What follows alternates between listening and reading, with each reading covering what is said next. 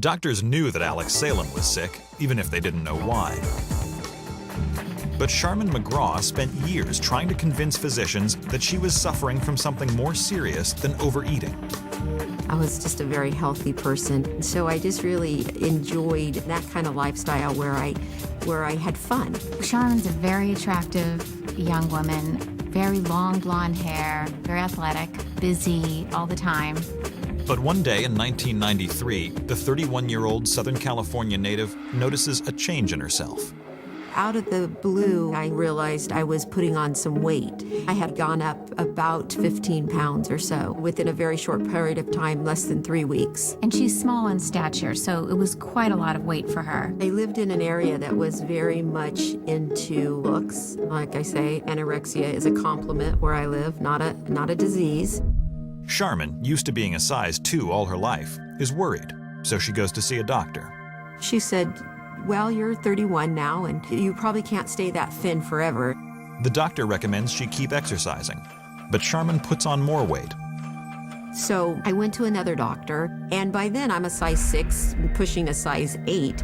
And because I wasn't obese by any means at that size, he didn't seem that concerned to me. He said, well, you're still very thin. Again, Charmin is told that nothing is wrong with her, and that she should keep exercising if she doesn't want to gain any more weight. In the meantime, her body keeps expanding. The weight gain was unusual from the aspect that it was mostly in her stomach and upper abdomen. Her arms and legs remained pretty thin. By the time Charmin returns to her doctor's office 2 months later, she's gained a grand total of 50 pounds. And he would tell me that's not physically possible to gain that kind of fat, and that I was probably retaining a lot of fluids. Determined to get back to her former self, Charmin cuts down her calories and ramps up her activity. So Charmin and I shared a trainer for a while. He had her doing everything from cardio to weights, and he managed her diet. I remember making a diary of what I was eating, and even for breakfast, I was trying to eat like just a breast of chicken and broccoli. And then for lunch, I would have a salad with no dressing. And then for dinner, if I even ate dinner, I would go back to just a small piece of chicken and only broccoli with nothing on it. And I did this for 2 months, and I gained about 9 pounds.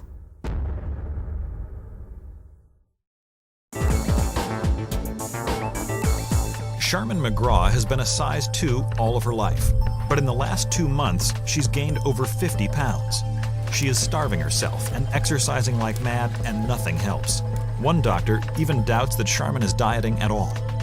I told the doctor that I was eating only broccoli and chicken, and he said, well, I bet if we locked you in a closet and only gave you water, that you would lose weight.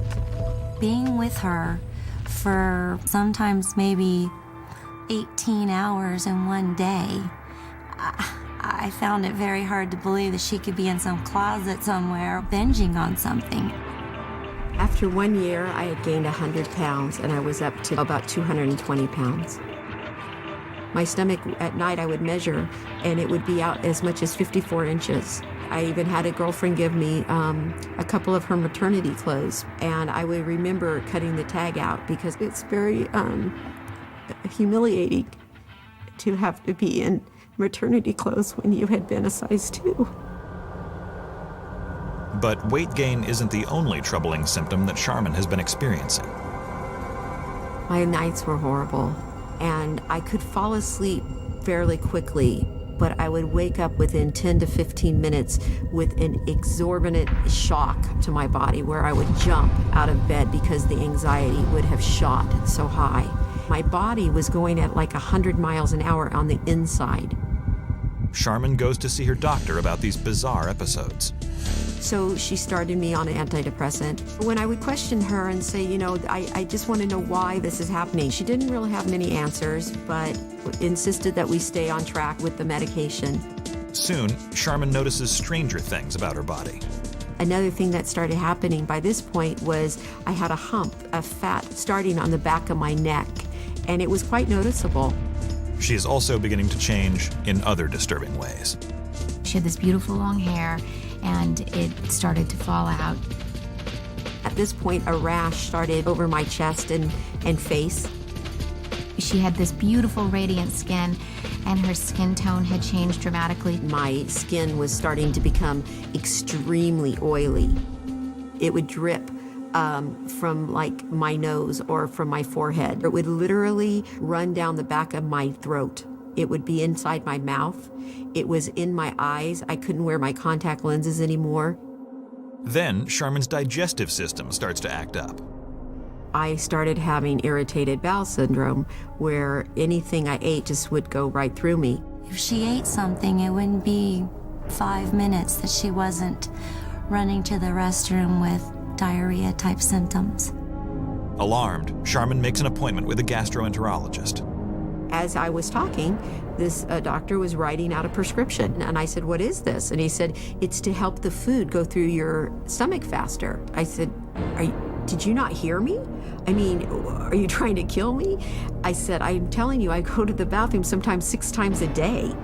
And he said, "Well, you obviously aren't going that much, or you wouldn't keep gaining weight." Determined to get to the bottom of her many problems, Charmin continues to see one specialist after another. I saw a cardiologist, I saw a respiratory therapist, I saw several different internists, 3 or 4 endocrinologists, a nutritionist, a homeopathic MD, I saw a dermatologist. And as time wears on, Charmin's physical state begins to take a toll on her social life. Many friends kind of fell by the wayside.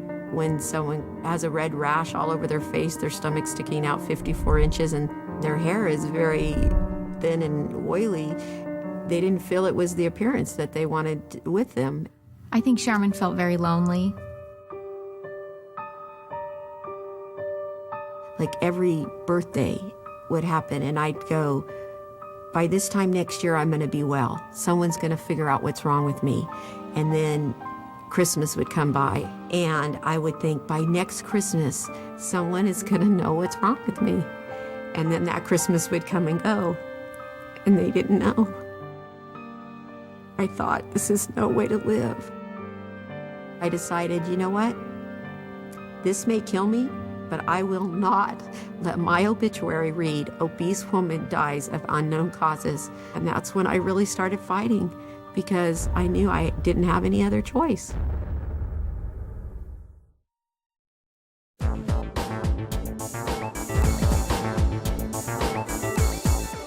Charmin McGraw had been a size 2 all her life.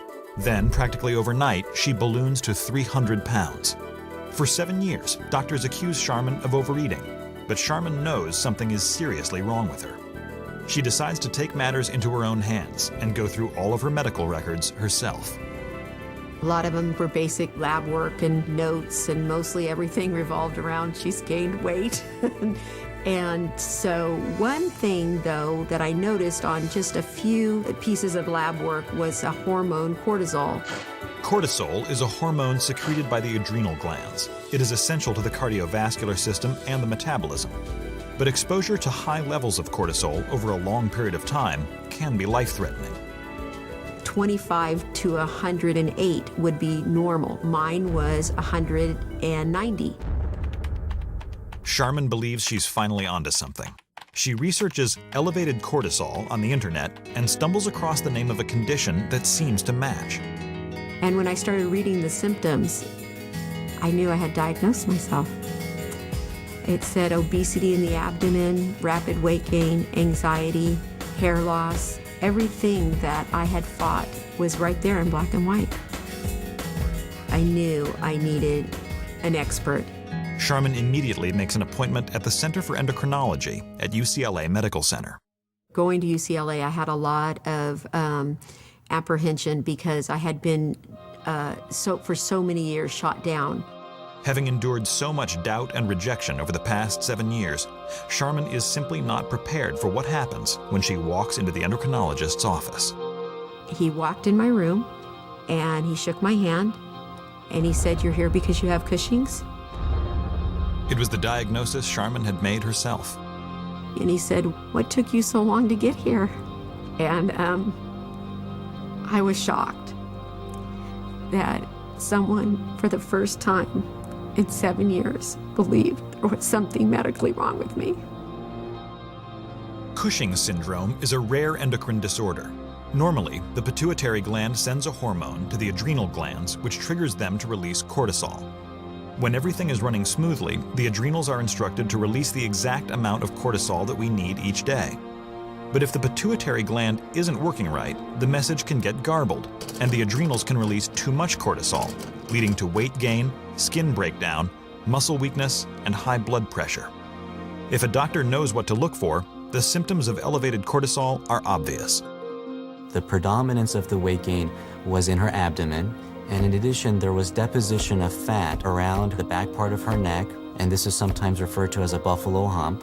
She had rounding of the face. This is also called a moon face and has a reddish coloration to it. Someone had opened the prison door, and at least I was with doctors that knew I had not done this to myself. Tests show that Charmin has a tumor in her pituitary gland, and it's the tumor that's been causing the pituitary to malfunction and send the wrong message to the adrenals.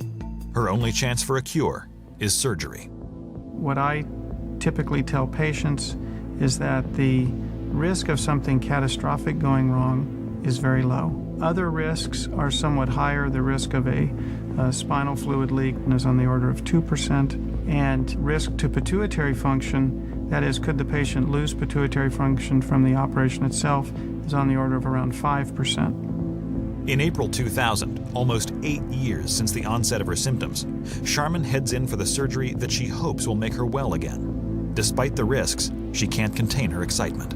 I picked her up at our friend's house the morning of the surgery, and she was so enthusiastic, very excited. You wouldn't think that she was having this major surgery.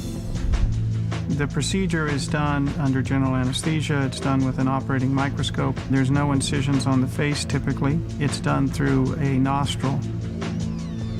Once we have removed the bone that overlies the pituitary gland and opened the covering, we incise the gland just to the left of the midline. And the soft, typical appearing tumor was quite evident at that point.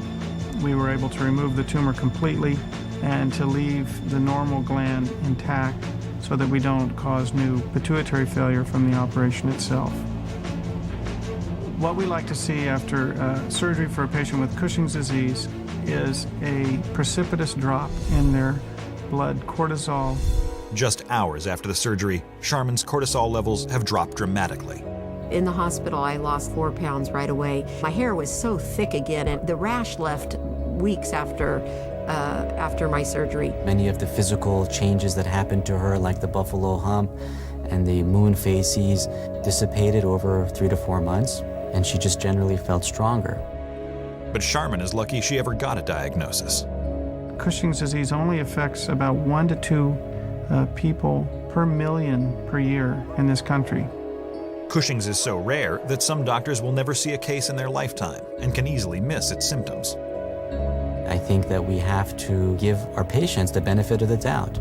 If our patient is telling us that I'm working hard, doing everything that I should be, eating well, and I'm still not losing the weight, well, at least it merits an investigation. Charmin now runs the UCLA Pituitary Patient Support Group and gives talks about her experience at the School of Medicine. Doctors work side by side. They don't work together. And a lot of patients go from one doctor to another like I did. And I think that really hurts some patients in getting a correct diagnosis.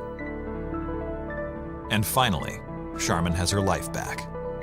Charmin's prognosis at this point is really quite good. She's now been in remission for over 5 years. Charmin's doing great. I mean, she is so outgoing. I don't know how she has all the energy that she has. Now I have no anxiety. I'm back to doing my yoga. I can meditate peacefully. I did ultimately lose over 40 pounds. I feel that, I'm a little overweight now. I don't care now. I look at my body and love it because I'm healthy. And I know I'm going to live my life.